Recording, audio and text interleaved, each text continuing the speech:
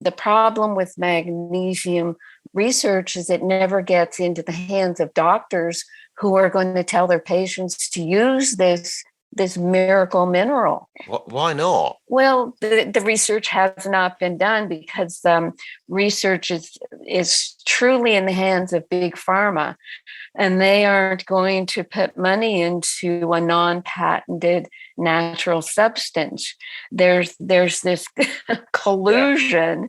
There is a total collusion where I've learned this over time that the FDA will not let me say that if you have a magnesium deficiency that's causing you to have 65 different health conditions, which I list in the new version of the Magnesium Miracle, like insomnia, muscle cramps, restless legs, palpitations, including atrial fibrillation, headaches, etc.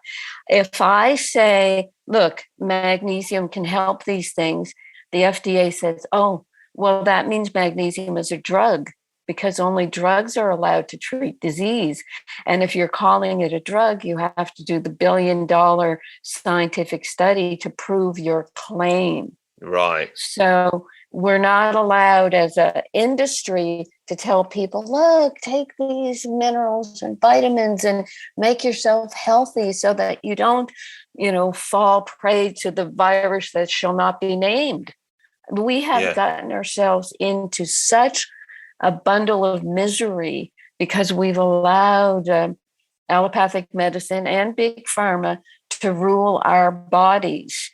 And they have set us up, the comorbidities that are out there. Yes, they make you weaker, they weaken the immune system, but the drugs you're given for these comorbidity diseases are also what's, making people's body so weak that they can't even withstand a cold or a flu. I mean, just, you were talking just before we started about how you live right next to the beach in Hawaii and you can go down there and paddle in the sea and go for a walk and get all that lovely light and all the minerals from the water and all that sort of thing. All that helps. It really does. It's not sort of fake news to say that it helps. Mm-hmm. Yes, and it's not promoted in any shape or form. When you just promote, one supposed treatment, which is just a therapy, which has side effects, as the only treatment, it just goes against all common sense. Yeah. I mean, what even happened to chicken soup, for Pete's sake? So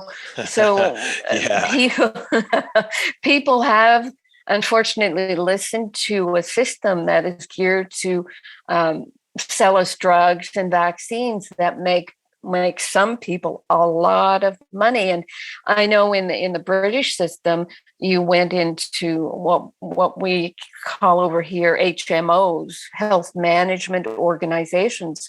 And that was the huge decline in health for us and the huge overtaking of the whole profession of medicine, because a doctor no longer is independent, cannot make independent decisions, lives in a world where they're paid a salary, and if they don't do what essentially the drug companies dictate, they lose their job.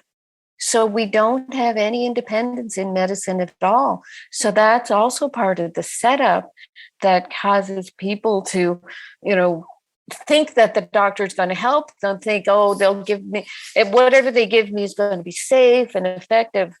But it's not, because every drug has a side effect.